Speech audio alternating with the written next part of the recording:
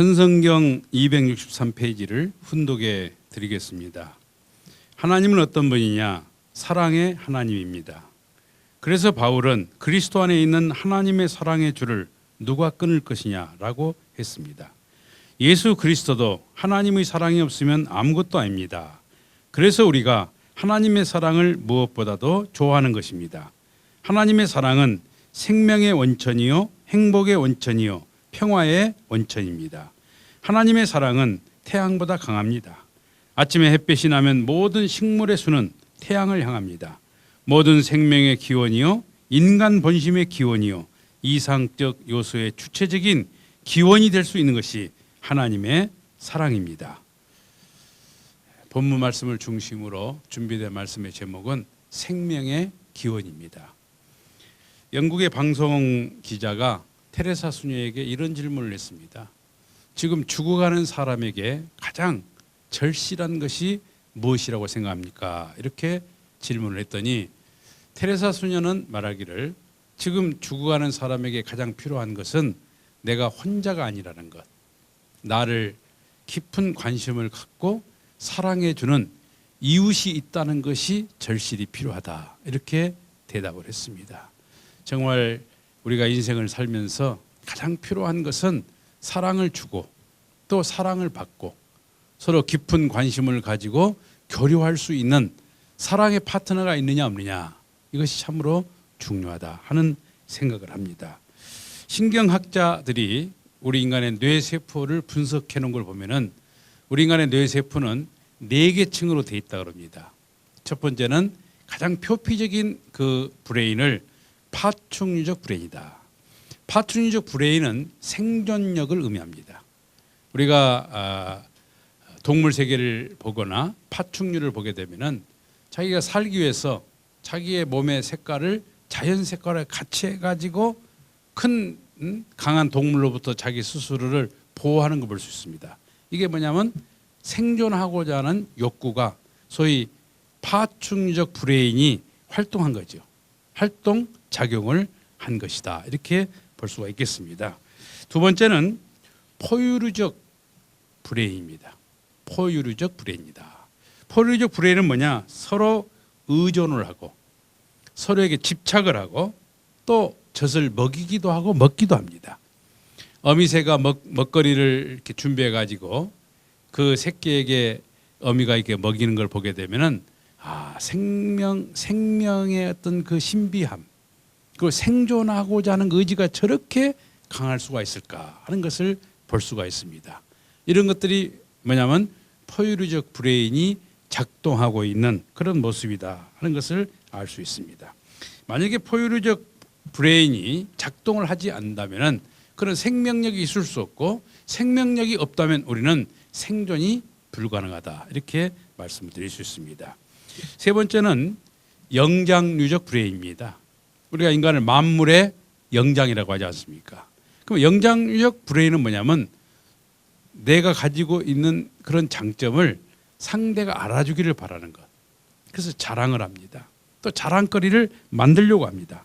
사회적 감동을 창조해가는 그런 기능을 한다는 것입니다. 자랑하고 싶은 욕망, 다른 조직과 다른 민족을 지배하고 싶은 욕망, 그것을 우월성을 가지고 만족도를 느끼고자 하는 것이 포유류적 브레인에 소위 작동하는 그런 모습이다 하는 말씀입니다. 네 번째는 오늘 드리고자 하는 말씀이 되겠습니다. 하이 브레인. 우리 인간의 뇌세포가 가장 진화됐을 때 그 진화된 뇌세포가 반응하고 하는 것은 사랑이라는 거예요. 그래서 러브 브레인, 사랑의 브레인이다. 사랑의 뇌세포다. 이 뇌세포를 통해서 아름다움을 투시합니다. 아름다운 것을 보게 되면 그 뇌세포가 엄청난 반응을 한다는 거죠. 그러니까 아름다운 걸 보게 되면 어떻습니까? 피로가 쫙 사라집니다. 사랑하게 되면 어떻게 됩니까? 그동안에 피곤했던, 억울했던 것들이 다 눈 녹듯이 녹습니다. 그것이 소위 사랑의 뇌세포가 작동을 한다 하는 말씀이 되겠습니다. 사랑을 알고 사랑을 느끼고 또 사랑을 주고 또 받고, 사람은 사랑을 알고 사랑을 깨닫고 사랑을 베풀고 그 안에서 만족을 느낀다는 것입니다. 소위 러브 브레인에 작동하는 그런 모습이 될 것 같습니다. 우리가 인문학에서는 행복의 원리를 말을 합니다. 그걸 이렇게 들여다보니까 내가 가지고 싶은 욕망, 많은 것들이 있지 않겠습니까? 그 가운데서 얼마만큼 내가 가졌느냐, 그것이 행복 지수의 기준이 된다는 거예요. 그러니까 많은 걸 갖고 싶었는데 그 갖고 싶은 가운데 내가 얼마만큼 성취했느냐 한다는 거예요. 그런데 일반적으로 갖고 싶은 게 뭡니까, 여러분? 건강을 갖고 싶고, 지식을 갖고 싶고, 재물을 갖고 싶고, 명예와 권세를 갖고 싶을 겁니다. 근데 지식과 명예와 지식과 건강과 재물은 그 자체로 굉장한 의미가 있지만 사랑이 없다면 그건 행복의 조건이 될 수가 없습니다. 그러니까 건강과 재산과 지식과 명예와 권세는 행복의 절대 조건은 아니라는 거죠. 행복의 절대 조건은 뭐냐? 사랑입니다. 서로에 대한 관심과 사랑이 없다면 재물과 지식이 무슨 의미가 있겠습니까? 그래서 행복의 절대 조건은 관심과 사랑이다 하는 것을 알게 됩니다. 각 민족 간의 문화를 여러모로 비교 분석하고 민족의 의식을 연구하는 그런 학문을 문화인류학이다. 요즘에 이제 문화의 시대라고 그러잖아요. 또 문화 영토를 넓히는 시대다 이렇게 말을 합니다. 그러니까 한류가 일어남으로 말미암아 대한민국의 국격이 높아지고 대한민국의 국격이 높아지면 우리나라에서 만들어진 여러 가지의 제품이 마케팅이 쉽습니다. 브랜드 가치죠. 그러니까 문화라고 하는 것은 그처럼 모든 구조와 시스템을 바꿔주는 백그라운드입니다. 그런데 이 문화인류학에서는 그 공동체와 민족을 크게 두 가지로 나누어서 연구를 하고 또 생각을 합니다. 그 첫 번째가 뭐냐? 과거에 집착을 하고 부정적인 생각을 할 때 그런 공동체를 뭐라 그러냐면 헤이트 컬처에 갇혀 있다 이렇게 말을 합니다. 또 미래지향적이고 서로 사랑하고 긍정적이고 창조적이고 적극적인 그런 공동체를 뭐라 그러냐? 사랑의 문화, 러브 컬처, 사랑의 문화라고 하는 공동체를 형성했다 이렇게 말씀을 드릴 수가 있는 것입니다. 이처럼 헤이트 컬처가 공동체를 지배하게 되면은 언제나 서로 비교하고 그리고 문제를 지적하고 책임을 전가하고 너 과거에 이러이러했지 않았느냐, 과거에서 한 발짝도 앞으로 나가지 못한다는 거예요. 그래서 심리학에서도 그런 말을 하지 않습니까? 내가 걱정을 많이 하는데 과거의 인연을 끊어버리지 못한 걱정이 30%라는 거예요. 내가 가지고 있는 걱정 중에. 또 나와 관계없거나 일어나지 않을 걱정에 대한 것이 약 40%에 해당한다는 것입니다. 그러니까 일어나지 않을 걱정을 하고 과거에 내가 발목이 잡혀가지고 그 걱정에서 벗어나지 못하고 서로를 미워하고 원망하고 나에게 잘못한 것에 대한 원망으로 가득 차 있을 때 우리는 뭐라 그런다고요? 헤이트 컬처, 증오 문화에 갇혀 있다 이렇게 말씀을 드릴 수 있습니다.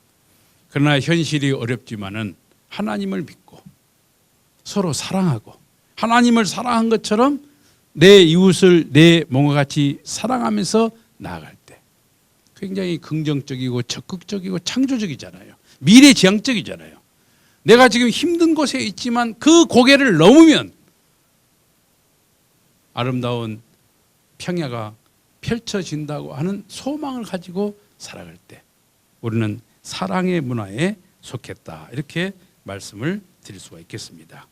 그래서 고린도전서 13장 1절에서 2절 이하를 보게 되면 내가 산을 옮길 만한 모든 믿음이 있을지라도 사랑이 없으면 아무것도 아니에요.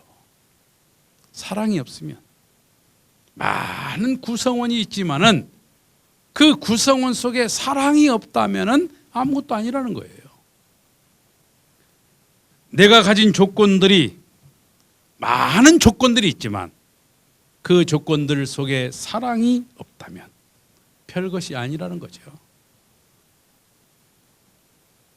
정말 돌이켜보면 이 말씀이 제 가슴을 깊이 찌릅니다. 사랑이 없으면 아무것도 아니다.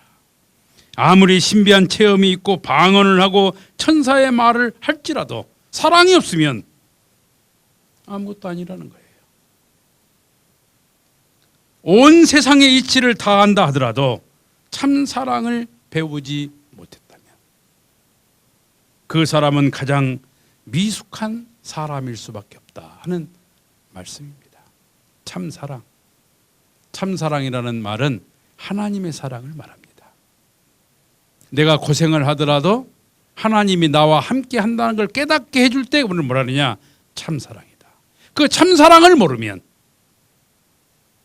잘난 것 같지만은 미숙한 사람이다 이거예요. 오랜 결혼 생활을 돌이켜 보면은 참으로 많은 일들이 주마등처럼 지나갑니다. 그렇지 않습니까? 상당수의 사람들은 남편을 위해서 또 남편은 아내를 위해서 부모는 자녀들을 위해서 그렇게 열심히 달려왔는데 내가 헛된 삶을 살았구나. 결혼에 대해서 후회를 하고 회의를 느끼고 허무함을 느끼는 것을 많이 보게 됩니다. 그러면 왜 그럴까요? 왜 그런 결과에 이르게 되었을까요? 그것은 결혼 생활 속에 사랑이 없었기 때문이다. 이렇게 말씀을 드립니다. 사랑이 없으면 보람도 없고 그리고 뜻도 없고 기쁨도 없습니다. 마음이 피곤하고 절망하는 것은 상대를 존경하지 못하기 때문이다. 이렇게 말을 합니다. 우리가 스승을 정말 사랑하고 존경하면 그 스승을 따르면서 겪는 여러 가지 고난이 있고 고통이 있고 십자가가 있겠지만 그 의미가 있다는 거죠. 그러니까 예수님을 따랐던 제자들은 예수님을 정말 사랑했기 때문에 예수님 이름으로 핍박받는 것이 그들은 영광이었습니다. 그러니까 로마의 기독교인들이 처참하게 처형을 당합니다. 기독교인이라는 그 이유 때문에. 근데 한 사람이 처형당하면 두 사람이 전도되는 거예요. 그리고 모든 기독교인들은 예수 이름으로 처형을 당하고 사자밥이 되는 것을 원해요. 그 영광이다 이거예요. 왜? 예수님을 사랑하니까.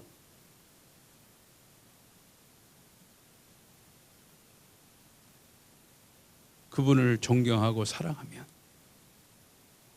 내가 하는 일에 의미가 있고 그분을 위하여서 고난을 당하면 그것이 오히려 자랑스럽고 영광이 된다 하는 말씀이 되겠습니다. 오늘 말씀의 대주제는 생명의 기원은 하나님의 사랑이다. 이런 답을 드립니다. 생명의 기원이 뭐냐? 하나님의 사랑이다. 그래서 사랑은 믿음의 내용이다 그랬습니다. 믿음이 그릇이라면 사랑은 그 그릇에 담긴 내용입니다. 사랑의 역사는 성령의 역사입니다. 사랑의 역사는 감동의 역사입니다. 사랑하게 되면 사람은 능치 못할 일이 없어집니다. 따라서 사랑은 믿음의 내용이다 이거예요. 이적과 기사를 통하여 하나님을 만나야 하고 말씀을 통해서 하나님께서 나를 사랑하시고 하나님께서 나와 함께 한다는 것을 깨닫는 것, 이게 중요합니다. 저도 공직을 수행하면서 어려움을 겪고 내가 넘어설 수 없는 한계가 왔을 때 하나님께서 도와주는 것을 참 많이 느꼈습니다. 하나님이 나와 함께 하시구나.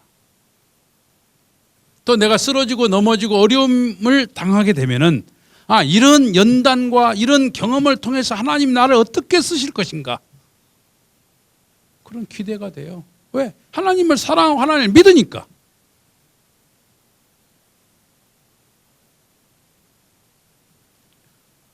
따라서 사랑은 믿음의 동기입니다.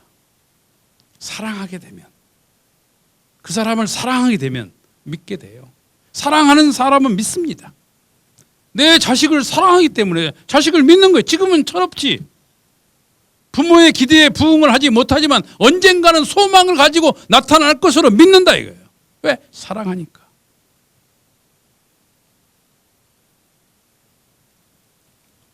바른 믿음이란 하나님의 깊은 사랑에 대한 응답이다 그랬습니다.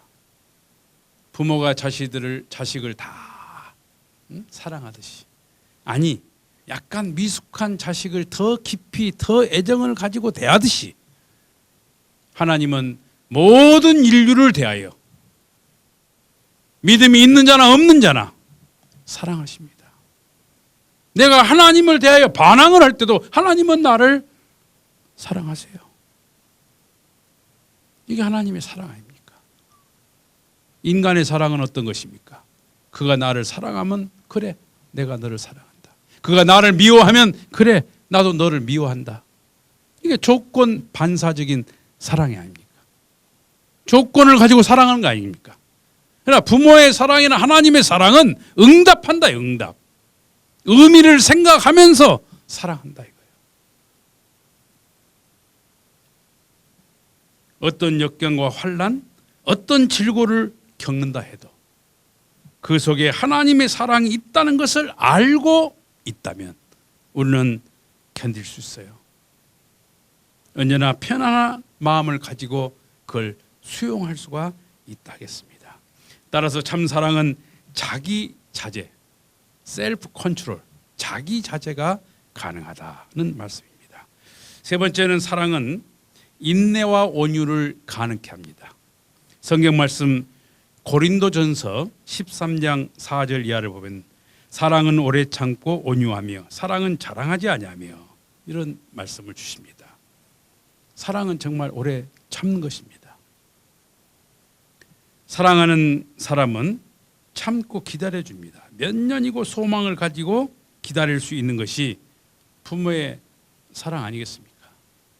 저도 설교를 하고 또 많은 사람을 대하다 보니까 이렇게 관계를 좀 잘하는 그런 입장이고 또 표현력도 상당히 있는 편입니다. 근데 제 아내는 표현력이 좀 부족했고 굉장히 차분하고 그런 성격이었습니다. 그러니까 우리가 부부가 서로 싸움을 하거나 말다툼을 하게 되면 언제나 참아줬어요. 할 말이 많았겠지만 말을 하지 않고 참아주더라 이거예요. 근데 그런 일이 또 쌓이고 또 진행이 되다 보니까 제가 고개가 숙여지고 아내에 대한 깊은 사랑이 생기며 아내를 존중하게 돼요.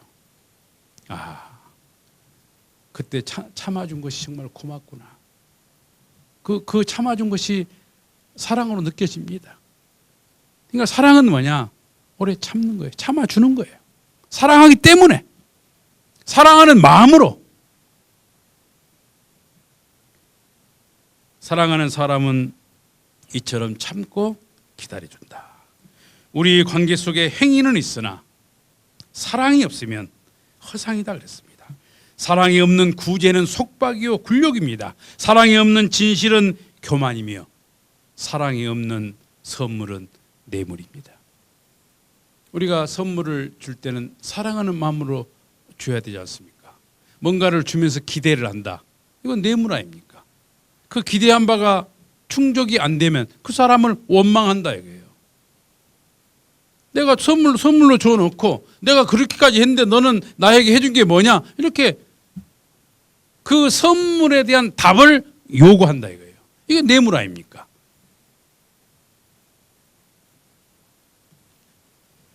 사랑하는 평화회원 그리고 식구님 여러분, 피곤하고 지쳤다고 생각하지는 않으신지요? 세계 평화를 이루겠다는 웅대한 꿈을 가지고 출발했습니다. 그리고 우리 민족의 수건이 남북 통일을 해야 되겠다.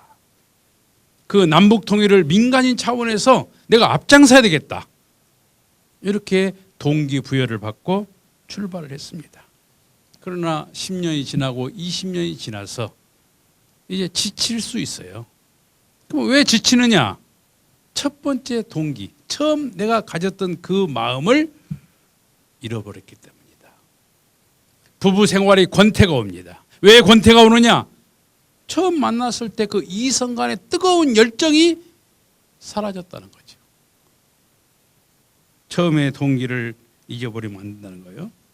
그래서 처음 사랑, 처음 동기를 잃어버리면 안 된다. 참사랑 우리 모두에게 원초적인 에너지를 준다 했습니다. 사랑하면 내가 알 수 없는 에너지가 엄청나게 나온다는 거예요. 사랑하면 알 수 없는 힘이 생긴다는 것입니다. 사랑은 생명의, 그렇기 때문에 사랑은 생명의 기원입니다. 생명의 원천입니다. 사랑은 생명력을 줍니다. 사랑은 곧 창조력입니다. 그래서 사랑하게 되면 모두가 시인이 되는 거예요. 왜? 사랑은 창조 능력을 가져다 줘요. 사랑하는 마음을 가지고 그 사람을 대하면 그 사람이 꼭 필요한 말이 나와요. 그 사람을 격려하고 그 사람을 응원하고 그 사람을 칭찬하고 그 사람을 인정하고. 왜? 사랑하기 때문에. 나와 저가 같음을 알기 때문에. 사랑은 자기 희생 속에서 자유함을 느낍니다. 내가 사랑하는 사람을 위해서 희생하면요, 마음에 참 큰 자유가 와요. 그 사람을 위해서 하고 나니까 내가 좀 한 것 같다, 이런 생각을 합니다. 자기 희생의 사랑을 베풀면서 비로소 삶의 높은 가치를 누리게 되어 있습니다. 우리가 성숙한 사람과 미숙한 사람의 차이는 그거 아닙니까? 책임을 전가하고 자기가 책임지고 사랑하려고 하는 마음이 부족한 사람을 우리가 미숙한 사람이라 그럽니다. 성숙한 사람은 뭡니까? 모든 것을 자기가 주인의 입장에서 책임지려고 하고 내 사랑이 부족하기 때문에 나로 말미암아 이러한 사단이 초래됐다고 생각하는 사람, 그 사람이 성숙한 사람이 아니겠습니까? 오늘의 말씀처럼 하나님의 참사랑이 생명의 기원임을 깊은 가슴에 새기고 새 출발을 다짐하는 평화의 원 식구님 여러분이 되시기를 진심으로 축원합니다. 오늘 본문 말씀을 다시 한번 제가 혼독을 하겠습니다. 하나님의 사랑은 생명의 원천이요, 행복의 원천이요, 평화의 원천입니다. 하나님의 사랑은 태양보다 강합니다. 아침에 햇빛이 나면 모든 식물의 수는 태양을 향합니다. 모든 생명의 기원이요, 인간 본심의 기원이요, 이상적 요소의 주체적인 기원이 될 수 있는 것이 하늘 부모님의 참사랑입니다. 하늘 부모님께서 오늘 피스홈에 참여하고 있는 모든 평화애원 가족분들을 정말 사랑하고 천운히 함께 할 수 있도록 오늘 두 손 모아서 기도를 드리겠습니다. 여러분 감사합니다.